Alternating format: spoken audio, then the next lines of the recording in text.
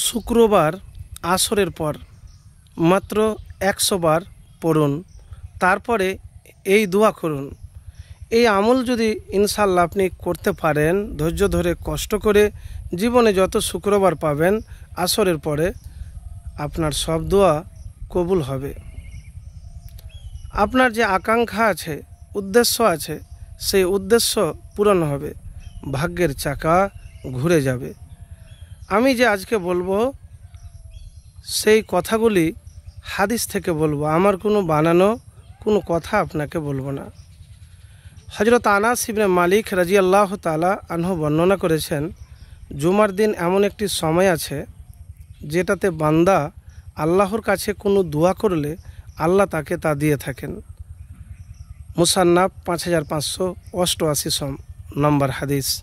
তো জুমার দিন আসরের নামাজের পরে আপনি দোয়া যদি করেন তাহলে ইনশাআল্লাহ সে দোয়া কবুল হয়। আপনি হয়তো কোনো কিছু চাচ্ছেন, সেই চাওয়াটা আল্লাহ সুবহানাহু ওয়া তাআলা পূরণ করে দিবেন। তো কি 100 বার পড়বেন? আস্তাগফিরুল্লাহ, আস্তাগফিরুল্লাহ। আপনি গুনে গুনে হাতের আঙুলে আপনি গুনে গুনে কত কি করবেন? 100 বার, মানে গুনে গুনে 100 বার আপনি আস্তাগফিরুল্লাহ পাঠ করার পরে একবার দুরূদ ইব্রাহিম, আল্লাহুম্মা সাল্লি আলা মুহাম্মাদি ওয়া আলা আলি মুহাম্মাদ কামা সাল্লাইতা আলা ইব্রাহিমা ওয়া আলা আলি ইব্রাহিমা ইন্নাকা হামিদুম মাজিদ, আল্লাহুম্মা বারিক আলা মুহাম্মাদি ওয়া আলা আলি মুহাম্মাদ কামা বারাকতা আলা ইব্রাহিমা ওয়া আলা আলি ইব্রাহিমা ইন্নাকা হামিদুম মাজিদ। আসরের শেষ সময়ে দোয়া কবুল হয়। হযরত জাবির ইবনে আব্দুল্লাহ রাদিয়াল্লাহু তাআলা আনহু বর্ণনা করেছেন, রাসূলুল্লাহ সাল্লাল্লাহু আলাইহি ওয়াসাল্লাম বলেন, জুমার দিনের 12 ঘন্টার মধ্যে এমন একটি মুহূর্ত রয়েছে, যদি কোনো মুসলিম এ সময়ে আল্লাহর কাছে কিছু প্রার্থনা করে তাহলে মহান ও সর্বশক্তিমান আল্লাহ তাকে দান করেন। আর এই মুহূর্তটি তোমরা আসরের শেষ সময়ে অনুসন্ধান করো। আবু দাউদ শরীফ 1048 নম্বর হাদিস। আসরের শেষ সময় বলতে সূর্য ডোবার আগা মুহূর্ত। হযরত আব্দুল্লাহ ইবনে সালাম রাদিয়াল্লাহু তাআলা আনহু বর্ণনা করেন, শুক্রবার আসরের পর সূর্যাস্ত পর্যন্ত দোয়া কবুল হয়। বিখ্যাত সিরাত গ্রন্থে জাদুল মাদে এসেছে, জুমার দিন আসরের নামাজের আদায়ের পর দোয়া কবুল হয়।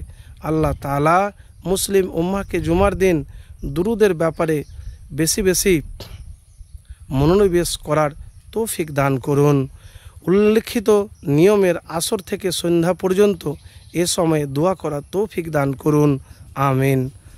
তো প্রিয় ভাই, আপনার দোয়া কবুল হচ্ছে না, খুব টেনশনে আছেন, কি করবেন ভেবেও কুল পাচ্ছেন না।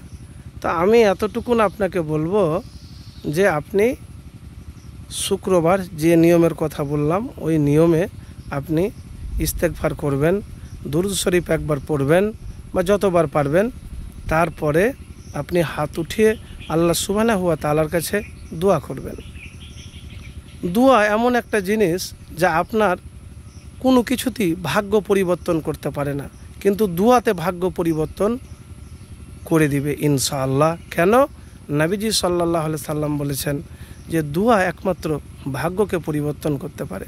আপনার ভাগ্যের চাকা ঘুরে যাবে। আপনার অপূর্ণ ইচ্ছা, আপনি যাহা চাইবেন সেটা যদি নেক হয়, সঠিক হয়, যদি আপনার জন্য ভালো হয়, ইনশাআল্লাহ আল্লাহ সুবহানাহু ওয়া তাআলা নিশ্চয় আপনাকে দিবেন। তার জন্য আপনাকে ধৈর্য, ভরসা, বিশ্বাস আল্লাহর উপরে রাখতে হবে।